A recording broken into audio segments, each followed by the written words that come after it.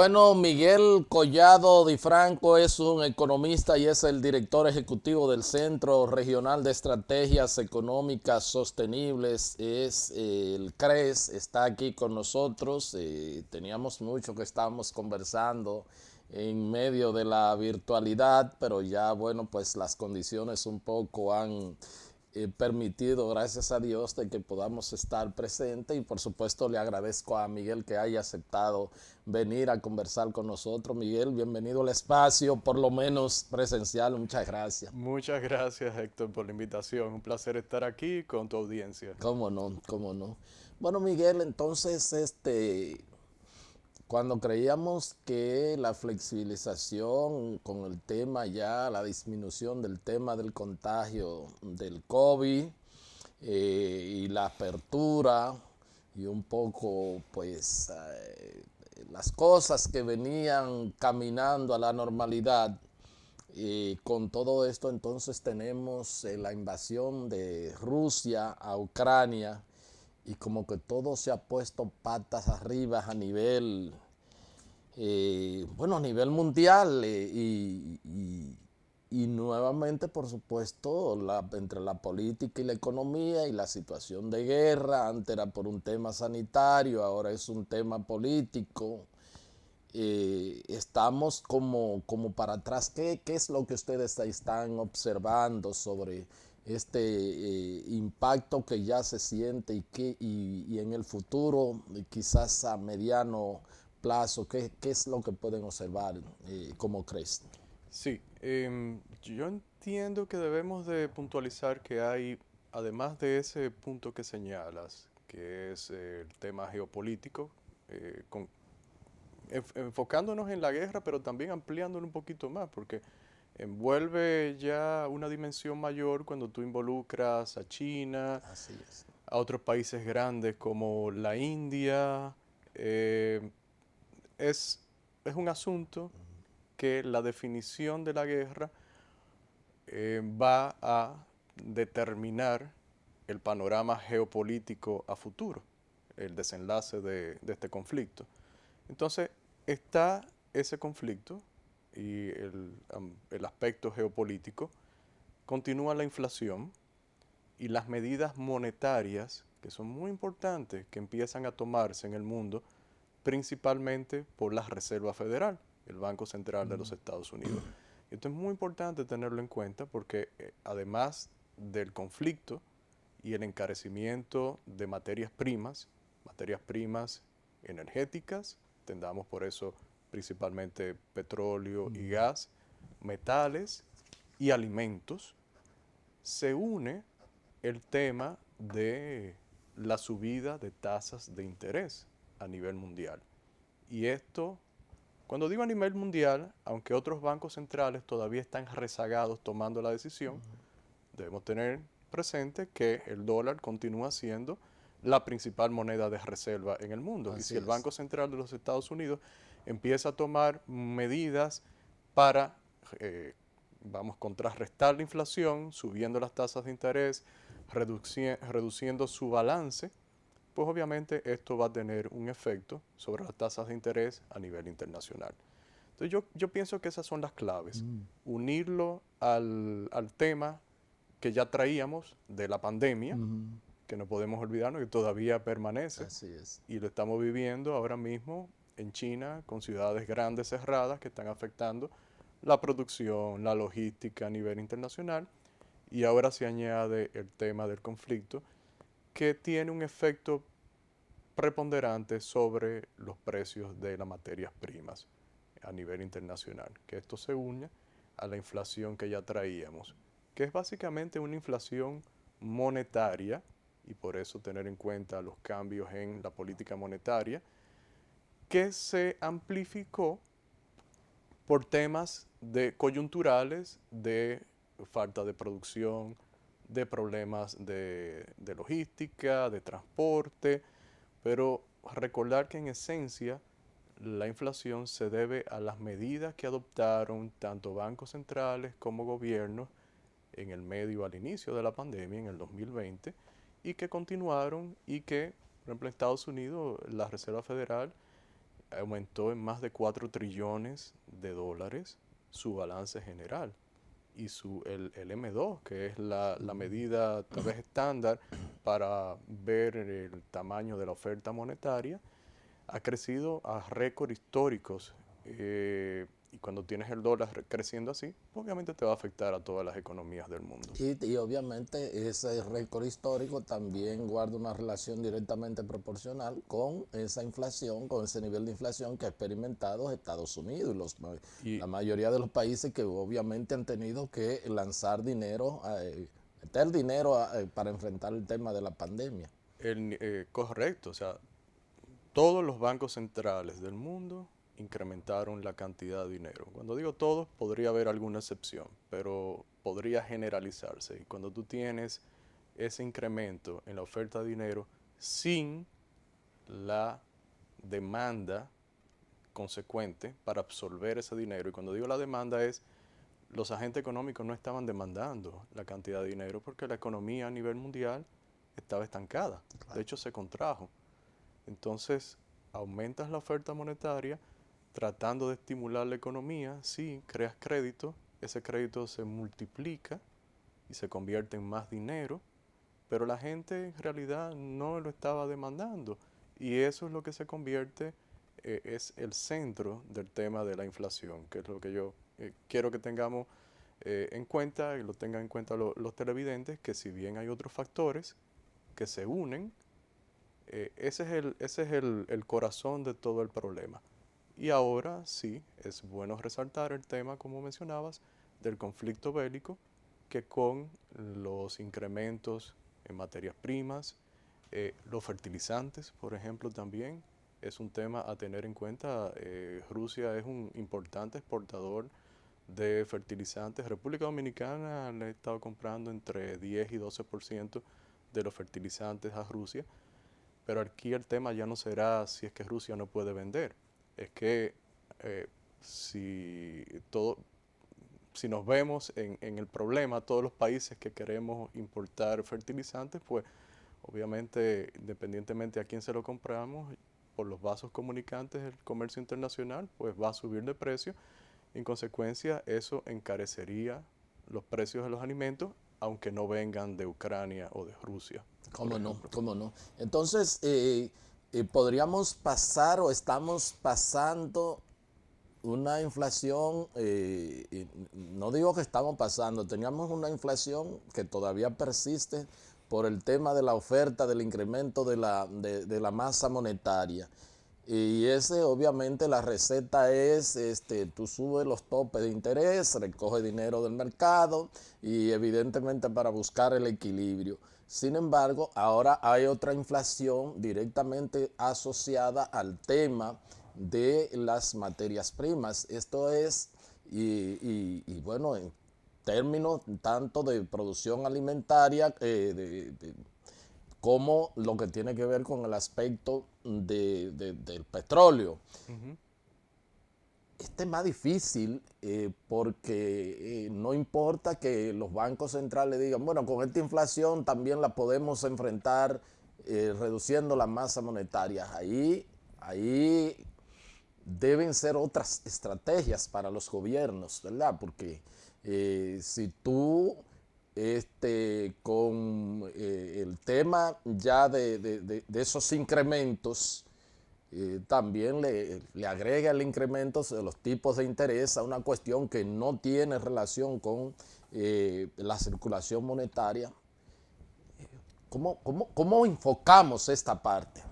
Yo ahí quiero resaltar que sí la tiene, Ok, porque cuando los agentes económicos se dan cuenta por las expectativas de la misma inflación, de que o va a incrementarse o va a perdurar un tiempo hasta que no se hayan estas correcciones monetarias, pues dicho de manera bien coloquial, le echan mano a ciertos productos como materias primas y empiezan a comprarlos ya, y a cubrirse.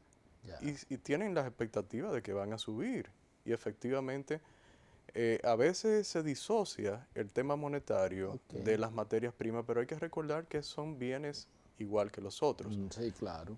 Entonces sí, el tema de la inflación monetaria afecta, se traduce en la inflación de precios también en las materias primas. Ahora, Pero cuando hay un es tema, verdad, ok, sí, ok, sí, no, sí, por favor, por no, favor. es verdad que el tema de las energías, de las materias primas relacionadas con energías, petróleo, gas, son muy particulares, son mercados muy particulares y tienen ciertas distorsiones, ciertos manejos que son independientes de ese fenómeno. Eso es cierto.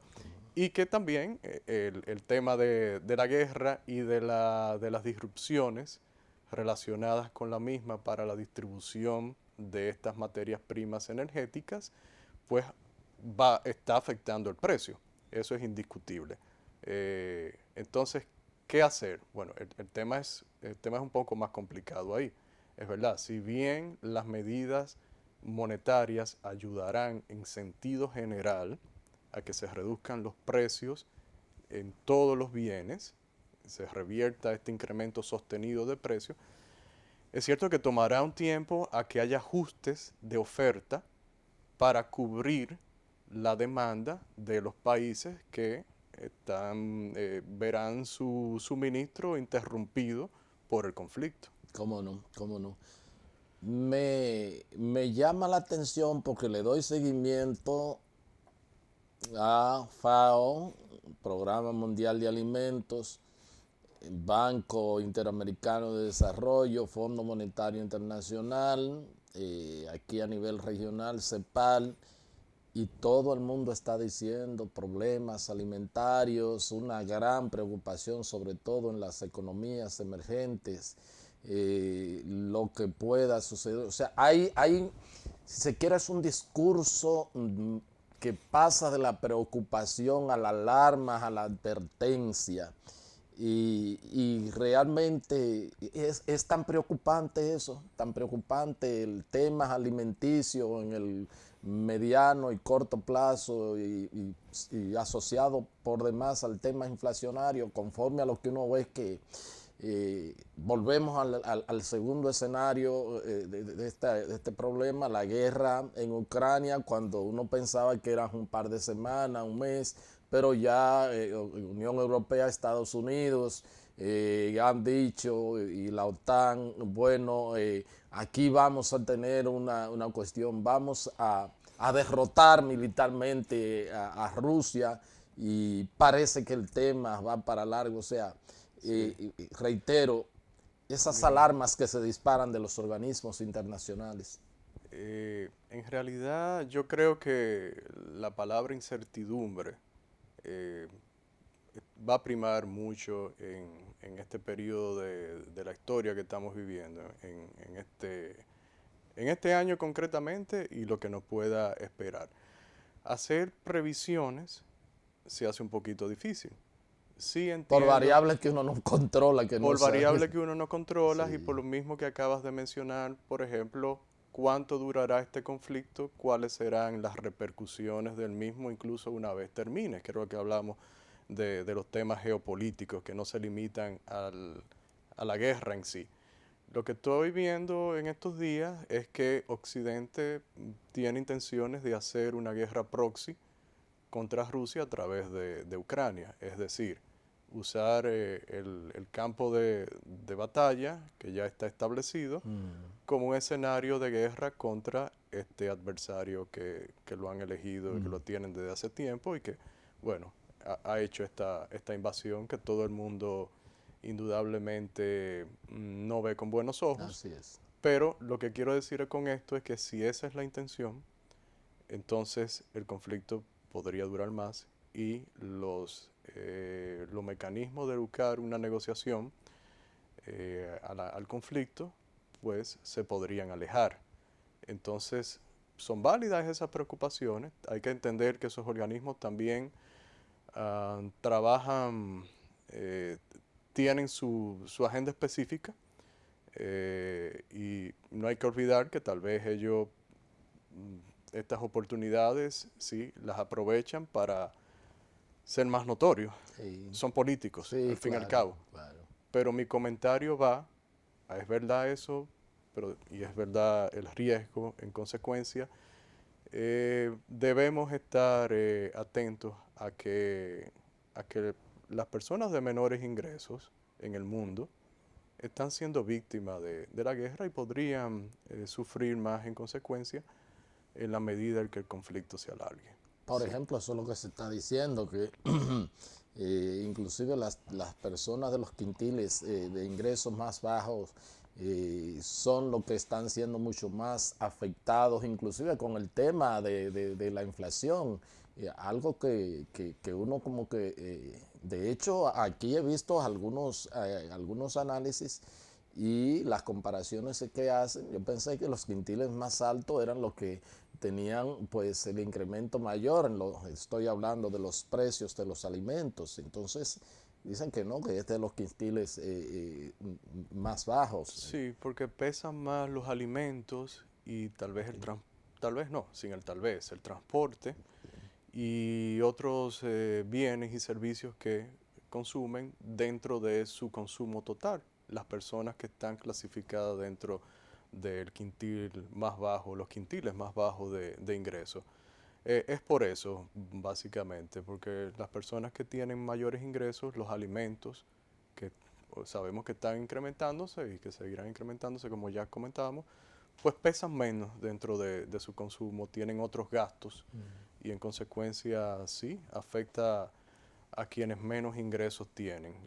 La inflación ha sido terrible y, y bueno, es importante que los bancos centrales a nivel mundial empiecen verdaderamente a sostener la senda ya de por lo menos la parte monetaria a corregirla, que la parte de los costos que se incrementarán, bueno, pues ahí es más difícil Más por difícil. lo que hablamos, pero hacer el esfuerzo en la parte monetaria, porque la inflación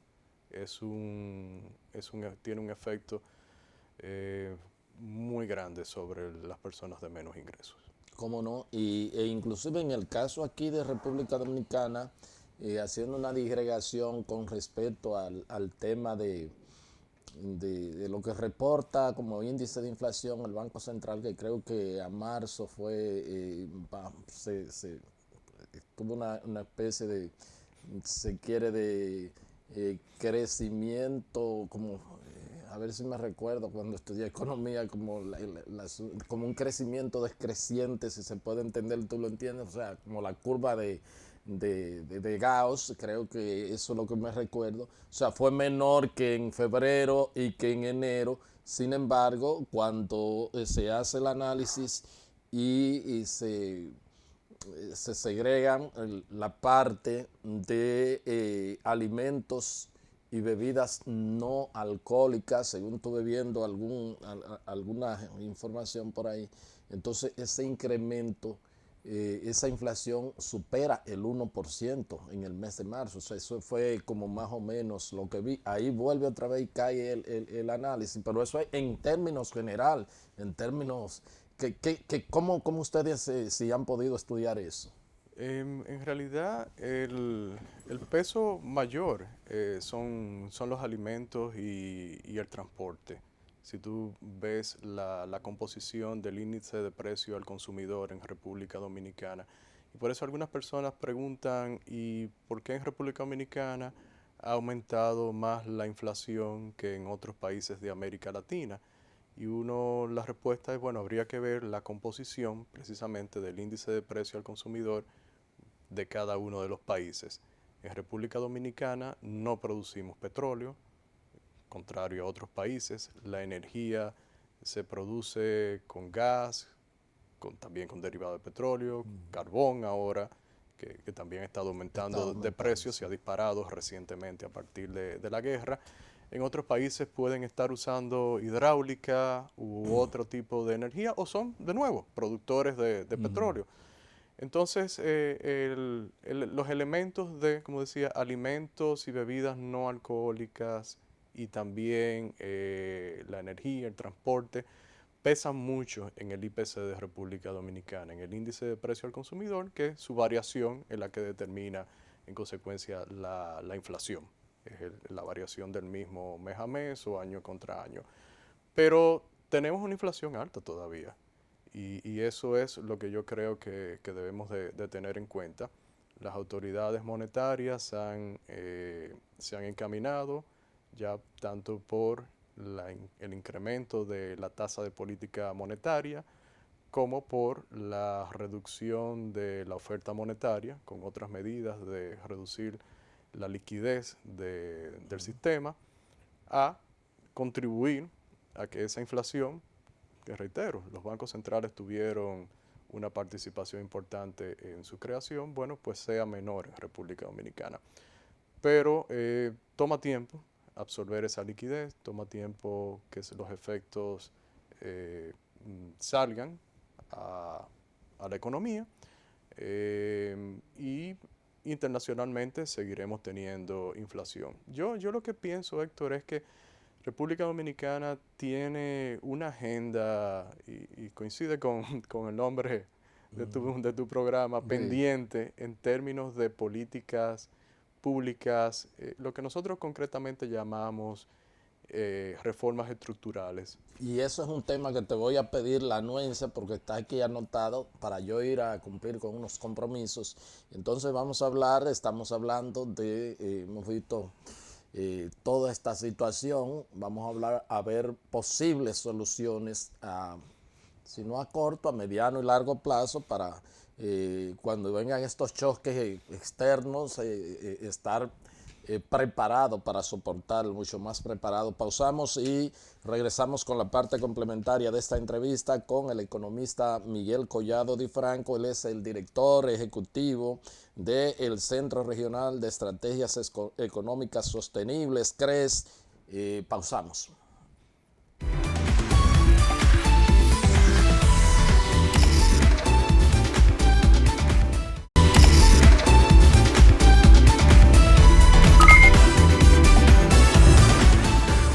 Bien, continuamos con esta entrevista con el economista Miguel Collado Di Franco. Él es el director del Centro Regional de Estrategias Económicas Sostenibles, el CRES. Antes de irnos para la parte de las reformas estructurales que requiere la economía para enfrentar tanto y tener una perspectiva de crecimiento más sanos a cortos y a medianos y largos plazos, y sobre todo estar más preparado para amortiguar esos choques externos que se presentan.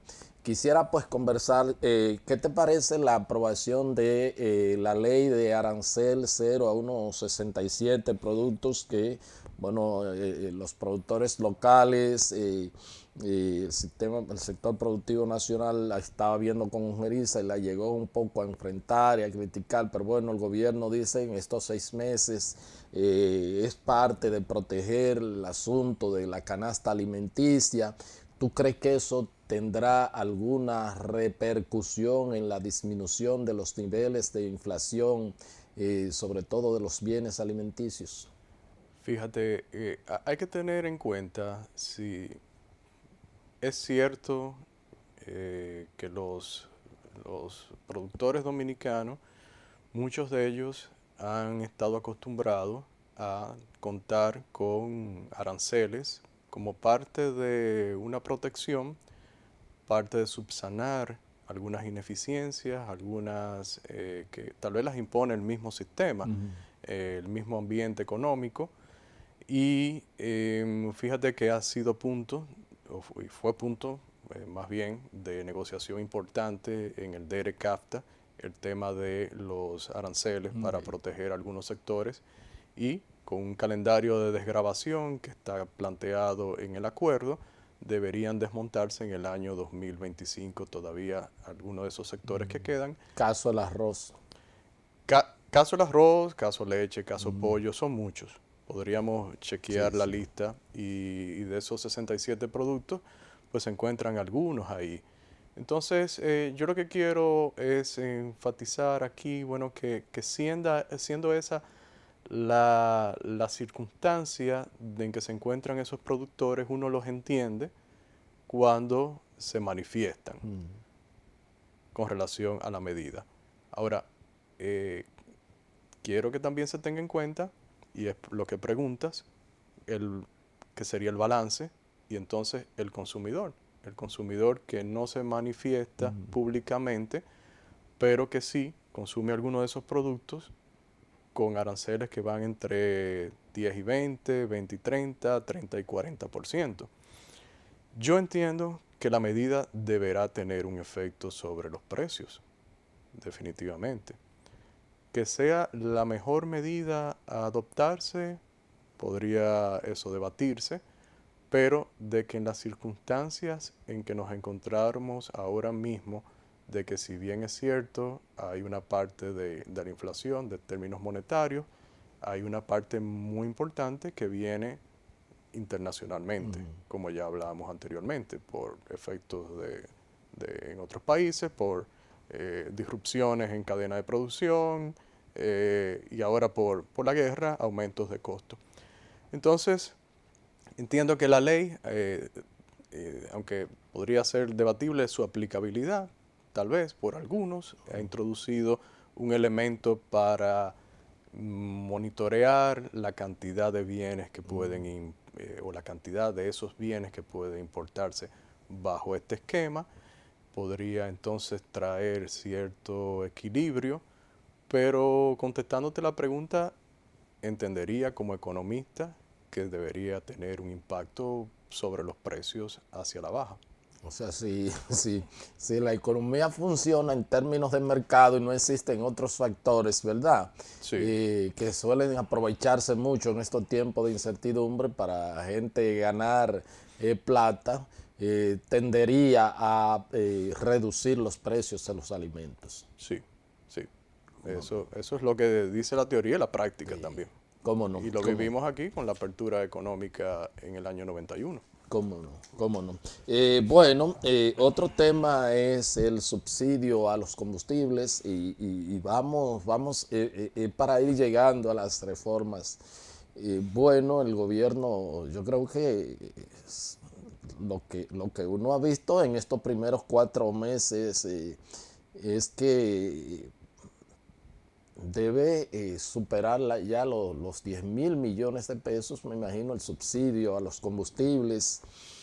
Y el gobierno dice, bueno, voy a seguir subsidiando, voy a seguir protegiendo.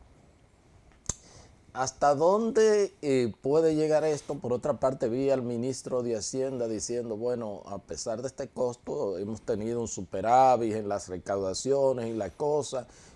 La propia economía, el crecimiento va casi sobre el potencial, según las primeras cifras que soporta, que informa el Banco Central, y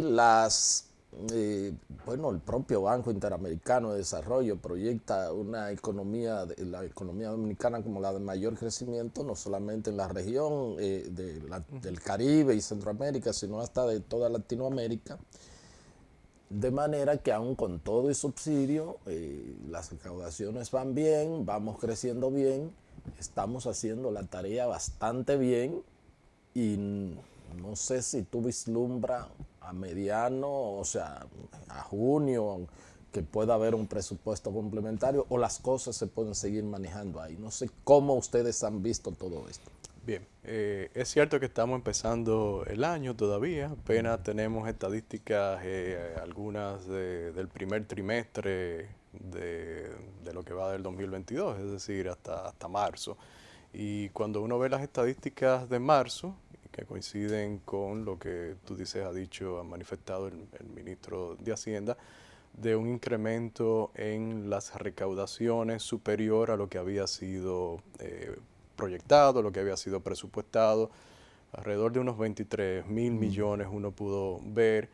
Y parte de eso, Héctor, tiene que ver con la misma inflación, porque cuando uno analiza, uno ve que en aduanas el arancel es mayor, las recaudaciones, el ITEVIS de aduanas, el ITEVIS interno, las recaudaciones por los hidrocarburos, por el impuesto selectivo ad valorem, el impuesto a las personas físicas, a los trabajadores, con el incremento de salarios del año pasado, muchas personas no solamente ganan más y tributan más, cayeron en una categoría mayor Sí.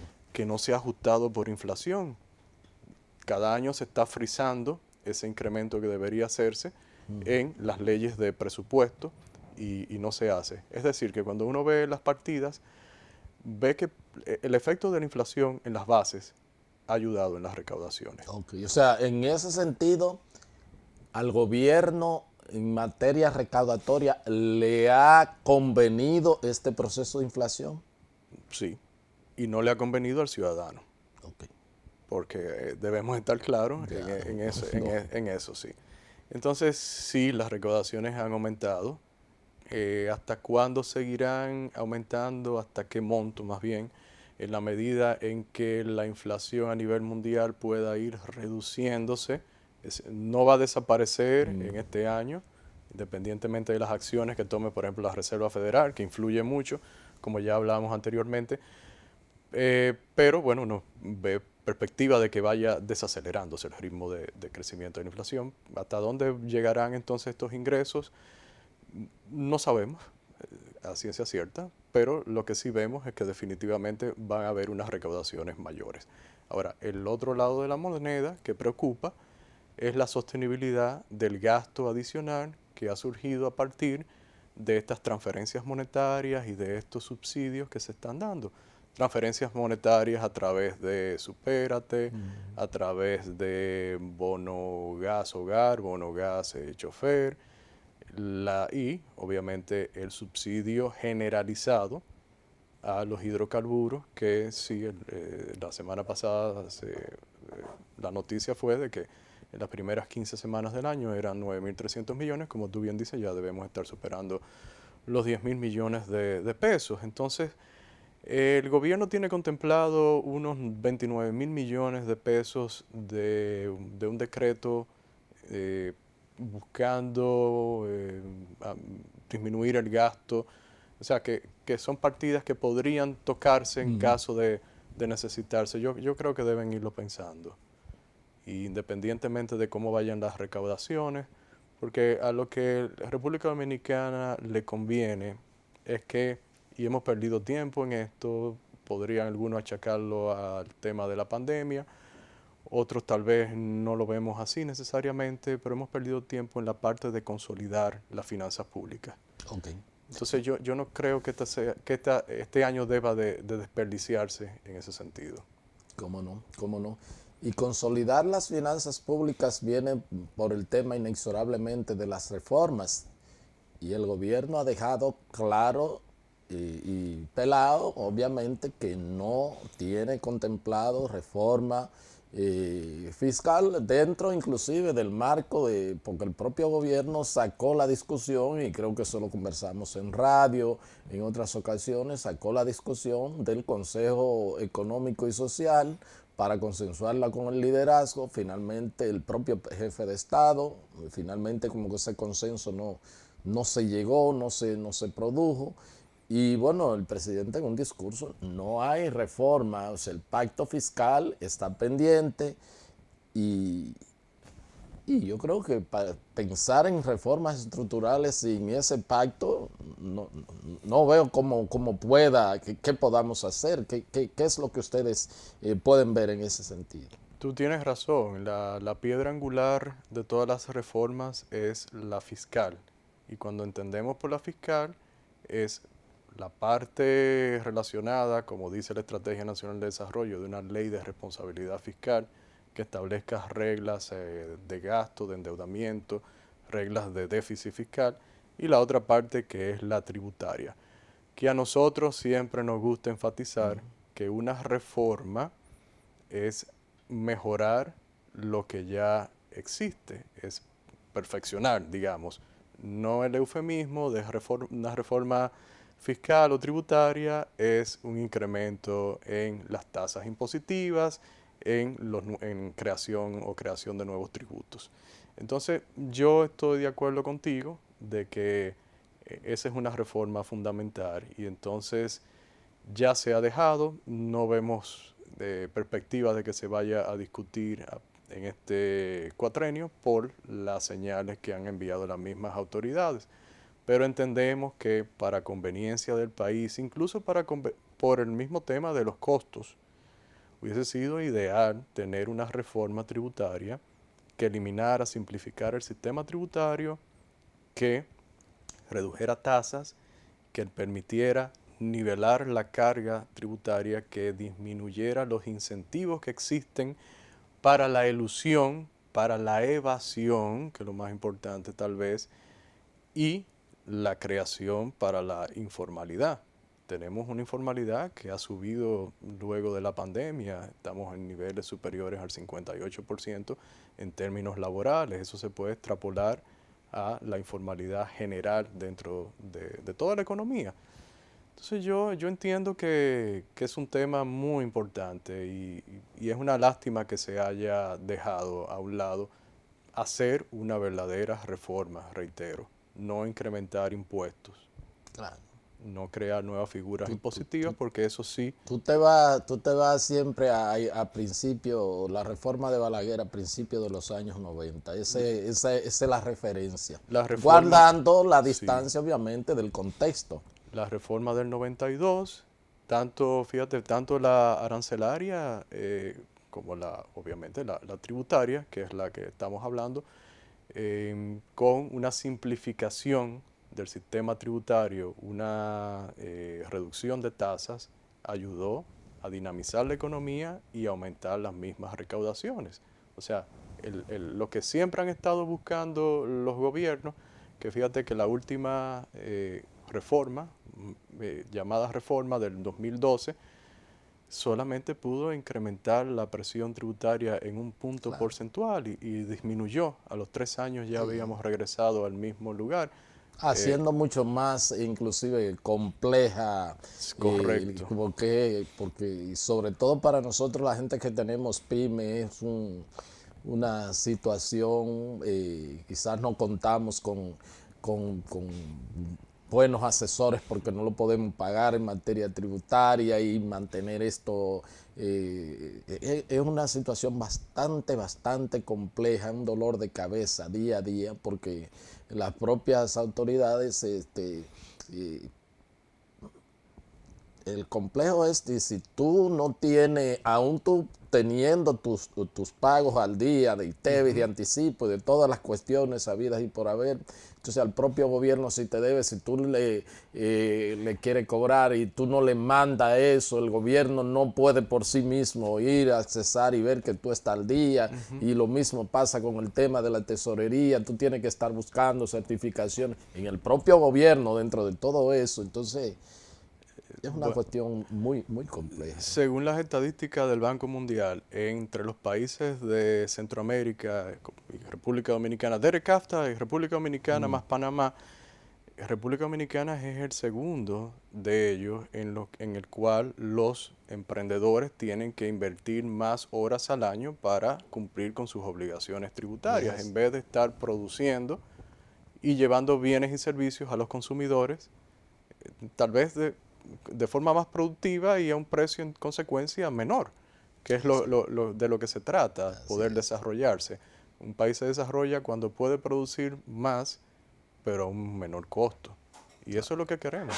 Eso lo vemos, la gente que tenemos la pyme, eso lo vivimos en el día a día. Mira, ustedes vieron la propuesta de reforma a la ley de los hidrocarburos, que la conocen, ¿cuál Sí. cree que puede ser el impacto a favor de la población? ¿Qué es lo que se ha vendido? La oportunidad que se tiene, que se tendría con la ley de hidrocarburos, no está reflejada en lo que uno ha visto como el proyecto de la misma. Lo que se percibe es que se quiere transparentar el esquema de subsidios dentro de la misma. Em, se pone la fórmula, aquella famosa que antes estaba en un reglamento, bueno, si ahora se incluye dentro de la misma ley, y la fijación del precio y en consecuencia la liquidación de los tributos relacionados con los hidrocarburos cada 2 semanas en vez de cada semana.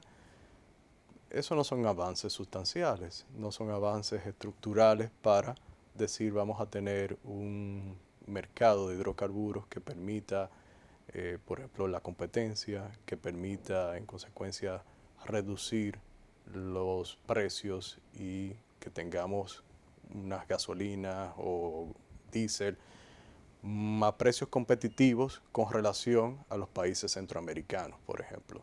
República Dominicana, en condiciones normales, y me refiero a normales no con el subsidio actual, suele tener precios que van por encima del 20% en comparación con el promedio centroamericano, que son economías que yo entiendo que se puede hacer una buena comparación, Sí, además de claro. que pertenecemos A un mismo esquema de de comercio. comercio, exactamente. Correcto. O sea que no hay una expectativa de que la propia que se han creado, de que con eso podríamos tener combustibles más baratos. No, esa es una verdadera reforma estructural que podría ser provechosa, pero como está diseñada por lo que uno ha visto en el proyecto de ley, pues no apunta a traer beneficios en ese mercado para los consumidores. ¿Cómo no?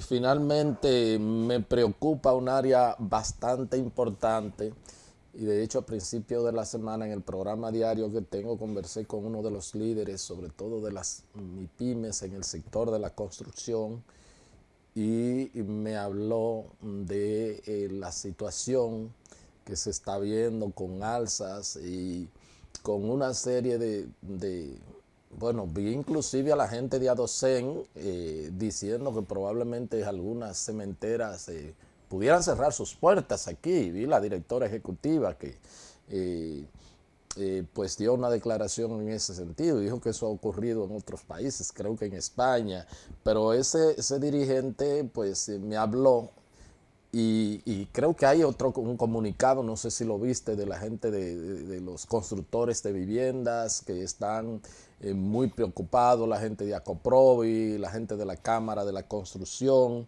y dicen bueno, que es una situación que puede afectar inclusive que llegar a incremento nuevamente de las viviendas, sobre todo de bajos costos. ¿Ustedes han visto qué es lo que está pasando? ¿Han podido ver cómo crees actualmente en ese sector? Bueno, a nivel internacional, los precios de los materiales se han incrementado sustancialmente a partir bueno, como fruto de todo este tema inflacionario. En Estados Unidos se incrementó la demanda de viviendas con crédito muy barato. Ya esto empieza a revertirse en la medida en que empiezan a subir las tasas de interés en Estados Unidos, pero todavía se ven caros los materiales a nivel internacional. Obviamente esto afecta la industria de la construcción en todo el mundo y así lo vemos en los costos que mide la Oficina Nacional de Estadística. Se ha incrementado muchísimo. Entonces ahí viene el tema también de qué hacer para abaratar costos en la economía dominicana. Un ejemplo, cuando alguien construye y compra bienes para esa construcción, paga ITEVIS. Y ese ITEVIS no lo puede compensar porque la venta del inmueble no lleva ITEVIS. El consumidor está pagando el costo más el ITEVIS porque el constructor no pudo compensar. La reforma que hemos propuesto junto con don Francisco Canaguate contemplaría bajar el ITEVIS del 18 al 10 y en ese caso grabarla y se compensaría el costo y eso disminuiría el precio de la vivienda final. Eso es un beneficio que no se habla mucho, pero que tendría una reforma tributaria como la que proponemos. Entonces yo entiendo que si nos ponemos a ver sectores por sectores vamos a ver muchos problemas, pero si lo vemos en conjunto la economía, vamos a ver que con algunas reformas estructurales vamos a poder resolver muchos de esos problemas particulares. Y sincerizar, porque de buenas a primeras, un banco comercial que te financia, por ejemplo, una vivienda, eh, te dice, bueno, vale tanto, sus tasadores, todo lo hacen así, pero cuando para el pago del IPI en impuestos internos, a veces son hasta un 20, un 25, un 30 y un 35% más. Te hacen unos cálculos que tú dices, bueno, ¿y de dónde sale? Si el propio sistema financiero, que se supone que bueno, pues están habilitados para eso, te hacen un cálculo mucho menor, Un amigo mío le dijo a una vez delante de mí a un director de impuestos internos, oye, el banco me está tasando esta vivienda en tanto y ustedes me la están tasando en tanto. Yo quisiera vendérsela 2 o 3 millones menos para que ustedes ganen dinero, pero y él, obviamente el recaudador le dijo, no, nosotros no compramos, nosotros cobramos, pero es una broma, pero es parte de todo eso. Y comparto contigo y con los televidentes otra distorsión que tiene el Código Tributario en ese sentido, es que cuando tú estás pagando el IPI, tú estás pagando sobre un activo que tú financiaste con pasivo. Así es. Entonces, Eso es así. te están grabando. No es el patrimonio que te están grabando. Eso es así. Y se supone que debería ser el patrimonio. Te están grabando el activo, aunque tú tengas... Aunque tenga el pasivo también. Sí. Una corrección que nosotros proponemos es que solamente sea el patrimonio, que sea neto del pasivo. Por Dios. Muchas gracias, Miguel. Bien. Gracias a ustedes por haber estado con nosotros y será pues hasta otra entrega de su programa de Agenda. Hasta entonces.